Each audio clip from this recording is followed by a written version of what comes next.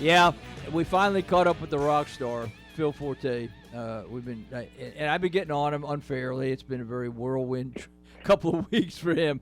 But now starting his new job, full-time job, men's basketball assistant at Sam Houston State. Congratulations. Thank you. I appreciate it, and thanks for having me. You know, you were saying, and I was giving you a hard time, but I didn't want you to think I've changed over the years because I gave you a hard time when you were here too. But of course, but you would think I was not feeling well or something if we went on. And I was nice all the time, but right. I guess there's been a lot of stuff going on. You hit the ground running right there at Huntsville, and probably haven't stopped.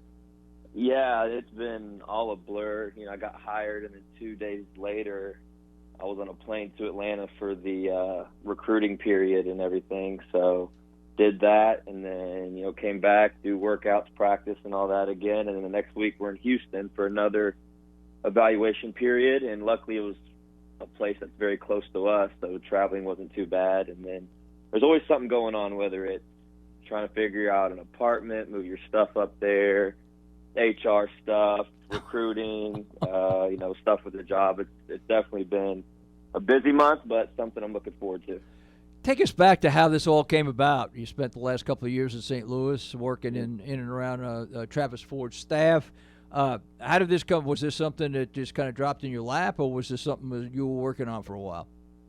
It's kind of a weird story. My original plan was to stay at St. Louis, and Coach Ford was going to, kind of figure something out, and I was going to stay there as a support staff role at some level. And when I went up to the Final Four in April, I had a brief run-in with Coach Hooten, the head coach that's at Sam Houston State. Mm-hmm. And, a month later, they had a job open up. One of the assistant spots was open, and I was at the driving range, actually, when he called me. And, I'm 2 days away from signing a lease on an apartment in St. Louis. And, I fly down here for an interview, and the rest is kind of history. So it's kind of wild how the whole thing unfolded, but definitely fortunate that it did. Tell me why I'm not surprised that you were hitting a little white ball around when the phone call came. Trust me, I need to be out there a lot more. I need all the practice I can get. So that was kind of my plan this summer. I was like, okay, the coaches are going to be gone recruiting. The position that I would have in St. Louis, I wouldn't be on the road recruiting. So that would give me more time to work on my golf game. And that was my plan. But then this happened, and I have had zero time to work on my golf game. So I definitely need to be out there more. Well, there are priorities, young man. Golf might not be on the top of the list right now. I think probably trying to find some players for Sam Houston State might be a little higher than you knocking the ball around. Absolutely. I'm going to have to put that one on hold for a while and have to try to get back to that in the summer or two. But right now, there's definitely some priorities that overtake me hitting the golf ball on the golf course. You're such you're a young guy, and this is just, to me, it seems like a real good first step. Mm-hmm. And there's no, and I'm not saying that's the way you're looking at it, but the fact is you got a whole future ahead of you, and it looks like this is a good level to kind of cut your teeth.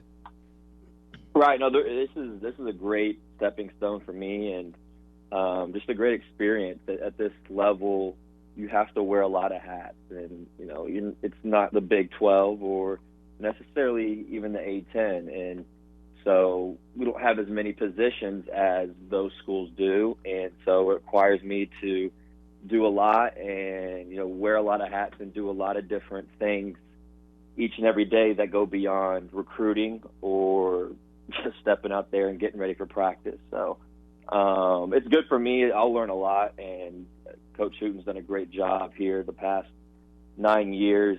He's won 20 or more games, I think, every single season except for one of the 9 years he's been here. So he definitely has it rolling, and so I'm excited to be in a program that's had some past success, and hopefully I can just kind of contribute to that and just kind of keep this thing rolling to where the program's at right now. I would say the two areas, and I'm not talking for Hooten, but I would think that I'd certainly have you hovering around free throws and three-point shots, in that as a player you certainly showed that you could handle both those areas. Yeah, you mean to tell me I shouldn't be out there trying to teach our guys how to dunk and throw it off the glass? And, I kind of said go that, catch yeah. it or windmill it. Yeah, that's what my job should be. Yeah, well, you can dream about But that. You can dream about that. That's not going to happen. no, but you're right. That's exactly something that we've talked about a little bit, and just having that playing experience, and also playing with guys who have made it to the highest level. Whether it's obviously Marcus, but then there's Markel, Jeffrey Carroll, Juwan Evans, and playing with those guys and seeing what it takes, and telling my players on the team and kind of sharing those experiences as well. Are things all kids want to hear, and how did they do it? And now it's just all the things I learned as a player. Now I'm kind of giving those back to my kids. So. You mentioned Marcus, and we were talking before we went on the air because you and Marcus come from the same school. But what an honor for him to be playing for the USA going after the World Cup.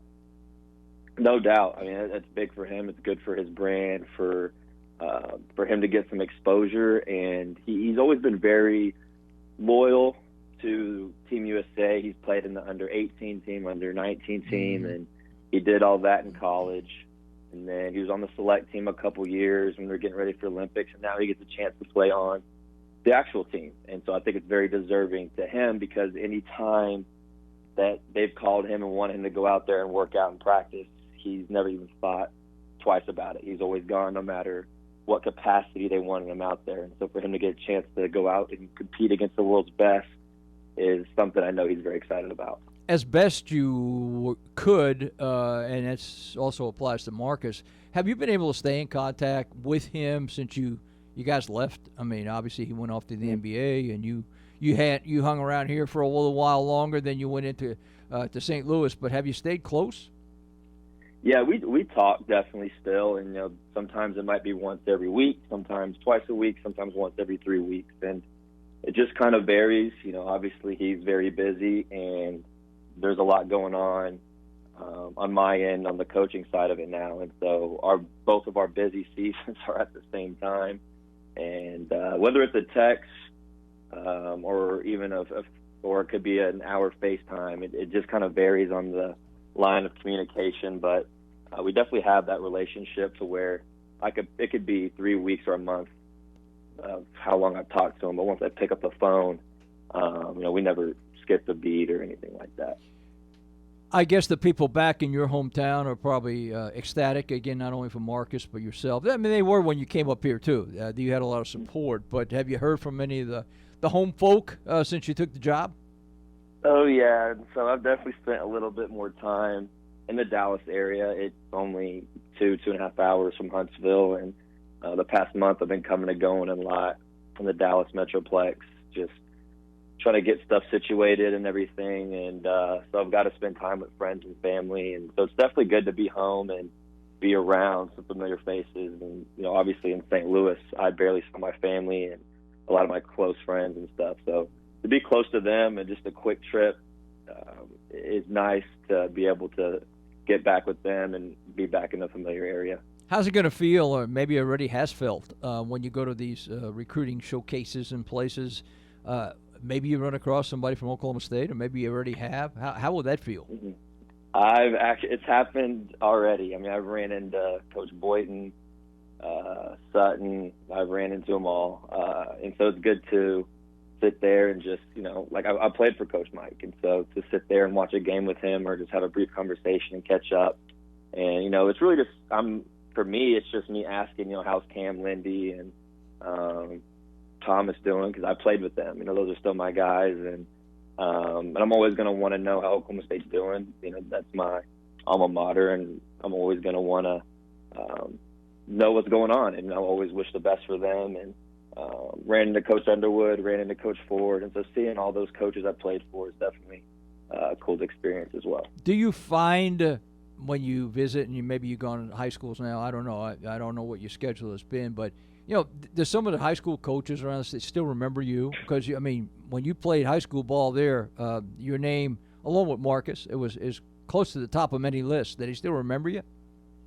Yeah, and so it's been kind of funny how it's gone full circle, and we always laugh about memories and just games that we had. And I played against a lot of these coaches growing up. And so now I'm stepping into their gym trying to recruit some of their players. And so it's kind of funny how everything's kind of come full circle. Yeah, that would be neat, I think, to go to somebody's gym that you played against or with, and all of a sudden now you're talking not only about the past, but you're talking about the future. And look, I don't know. This is not a slam at this level, the Southland Conference. Don't know if you earmark and you target the same kind of guys they do at Oklahoma State and Kansas, but at the same time, it's the same process, right? It's evaluation.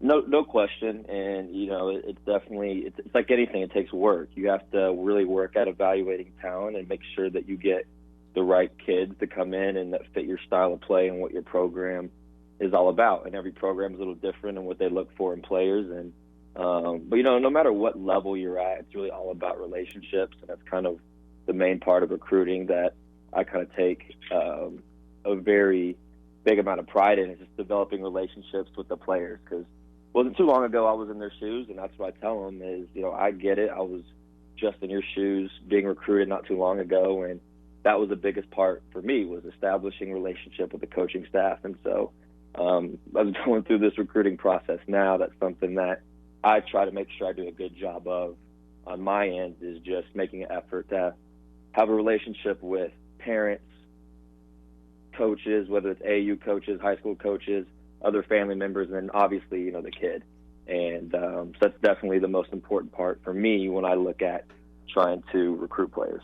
Do you think your young age helps in this regard? I mean, I don't know that it hurts, but can you relate to the younger kids? Yeah, I think I can. I think that's one of the benefits that I have as being so young, is that I can relate to them. And I was just playing not too long ago, and there's definitely stuff for me to learn. There's like anything, you got to work at it. You got to work at recruiting, and there's new things I pick up on every day. And the staff that I'm on right now does a great job of just trying to help me.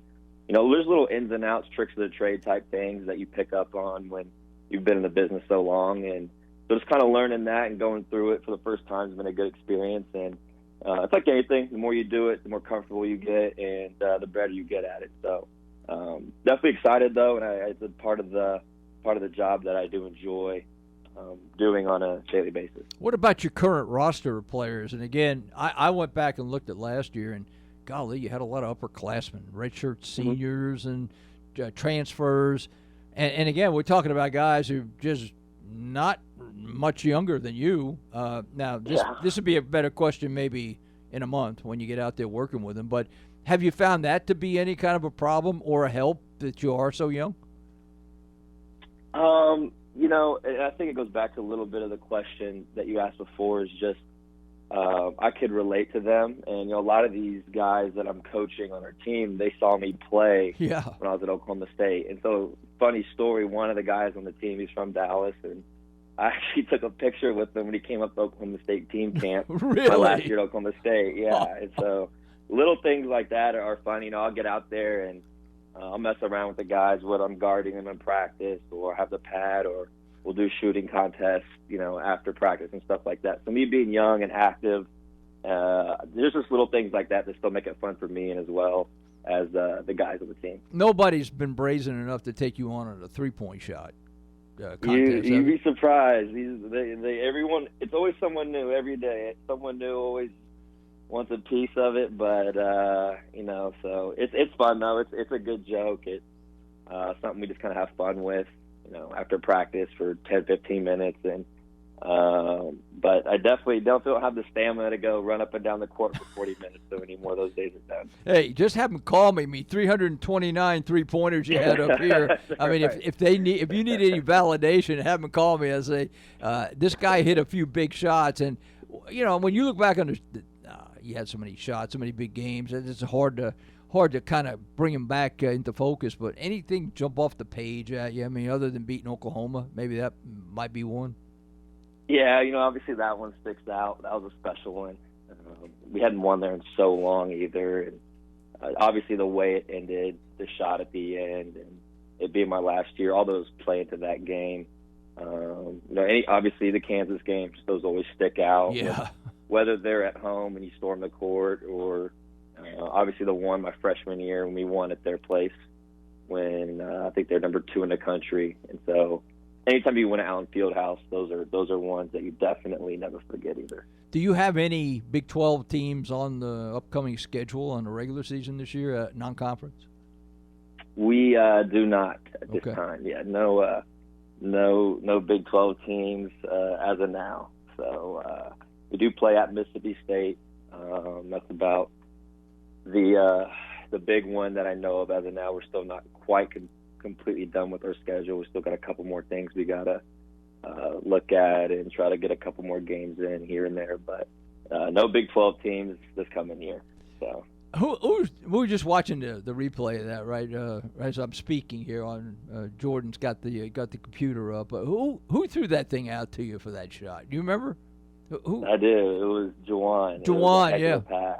It was. He was falling out of bounds, I remember, and there was like a loose ball, a rebound. I think Jeff had the ball, kind of fell out, and it landed in Juwan's hands. He's falling out, sees me at the 3-point line.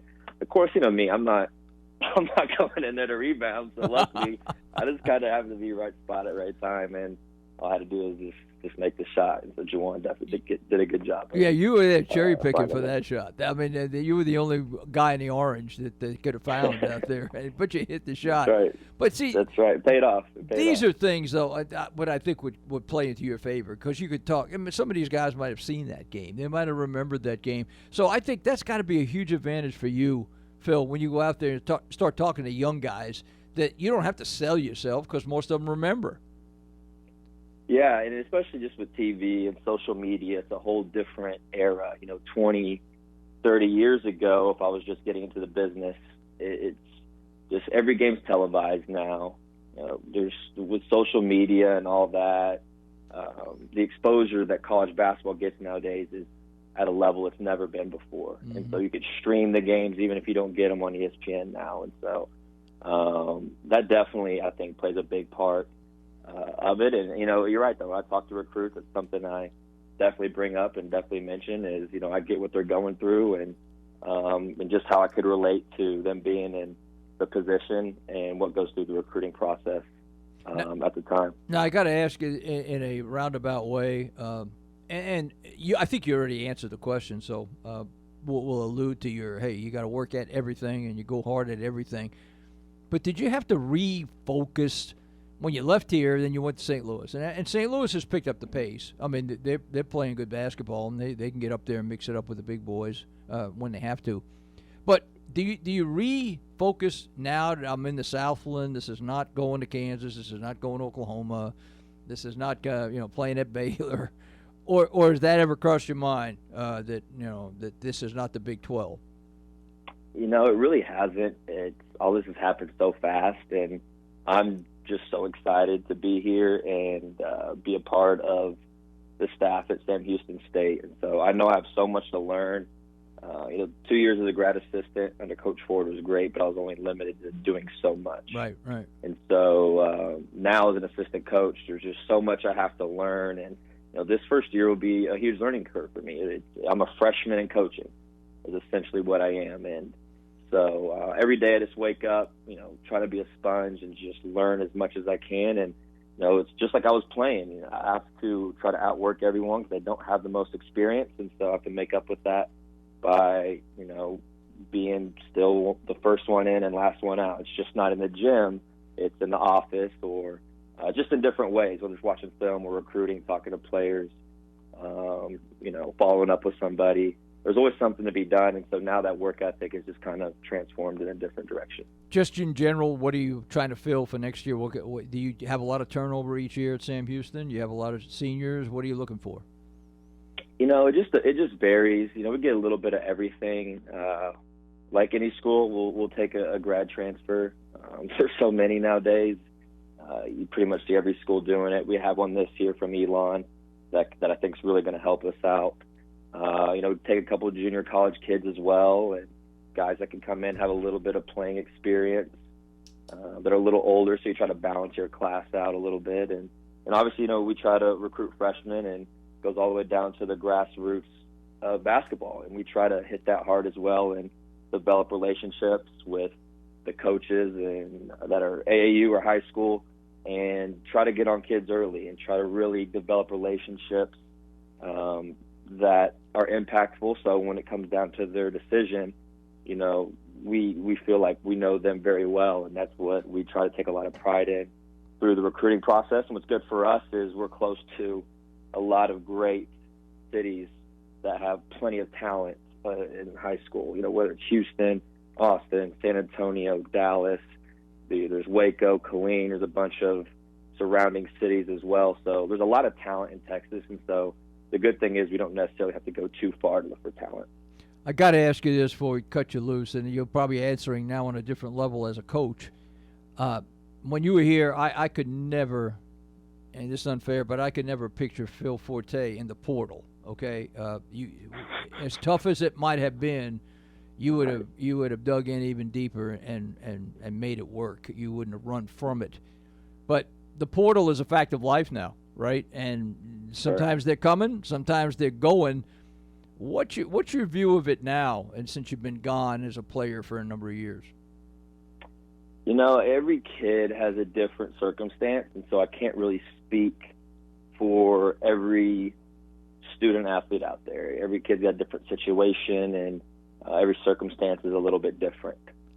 But, you know, things happen, things change, whether it's coaches, kids get injured, and people change over time, and things happen. And so the way that college basketball is set up right now, and you can, you know, you could go another direction if you want to. And, you know, it works both ways. For some schools, it's unfortunate because you lose a player, but in other schools, it works out to be a gold mine because you get 2-3 years with another kid, and the kid gets a fresh start as well. So it's tough. You know, like you kind of mentioned, that's how college basketball is now. That's just the fact of the matter. That's just what it is. And so now you kind of deal with it. That's what the rules are, and that's what it allows the student athletes to do. And so as a coach, you just try to go out there and do whatever you can to help make your program better. I can't speak for other programs out there. I can only do what I can to help give Sam Houston State the best chance to compete each and every season. And so that's kind of my viewpoint on it. And there might be some of question, you did, and some of your guys might be listening to this along the way. Some of your guys from a year ago, but how about what they went through last year here, and basically hung in there with very little player, very little help, and I thought our group, Cam, Lindy, Desagua, those three guys in particular, and Yor and Ice came along as freshmen. You know, they were pretty damn good the last 6-7 games of the year. A team that nobody wanted to mess with. And isn't that ironic that they had to do it because they had no help? They had to do it themselves. Sure. Yeah, I think Coach Boynton's done a great job, you know, just getting the program to where, you know, where it's going in terms of his standard, and getting the type of kids that he wants in there to build his culture going forward. And I think the last 2 years, what you could look at is the improvement that the team has made throughout the season. You know, maybe things didn't start how they wanted to in the beginning, but both years, even 2 years ago, no team in the Big 12 wanted to face them in the Big 12 tournament. Right. And so, you know, obviously this year I think they'll have a little more depth, and that'll help. You got the 3 seniors, you know, that you mentioned that have some experience now and are obviously proven, and you throw in a couple more pieces. And so I'm excited. You know, I keep up with them still. I still try to talk to those 3 whenever I can. And this will be my last year, though, to watch Oklahoma State and have any sort of connection with any players. So slowly getting farther and farther removed. So, but it's good. I like it. I enjoy watching them, and I'll always cheer for Oklahoma State, obviously, anytime I get a chance to watch. Yeah, ironic your announcement came like on the day after we had the reunion back here, and I'm thinking, I think maybe Forte's returns to the reunions are probably numbered at best now. I don't know. Yeah, and I've tried. I've actually thought about it a couple of times, but this year is just the timing of there's so much going on. There's no way. But at some point I'll make it back. Not sure when, but at some point I'll get back there. Hey, Phil, I appreciate your time, man. Good reminiscing, getting back in touch and letting our fans know what's going on with you. But congratulations once again. It's a good first step, man. First assistant coach's job right there at Sam Houston State. And best of luck to you this year. Thank you. I appreciate it. Thanks for having me. All right, buddy. We'll have you on here again. We'll keep tracking you and see what you do here. And maybe if you come back into town, you let me know, and you come over here and sit at the microphone and do it yourself, and then I'll just go play golf while you're doing the interview on your own.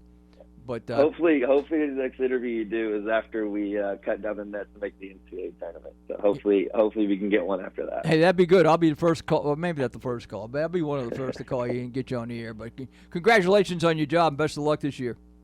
All right, thank you. I appreciate it. All right, buddy. Phil Forte joining us there on Where Are They Now?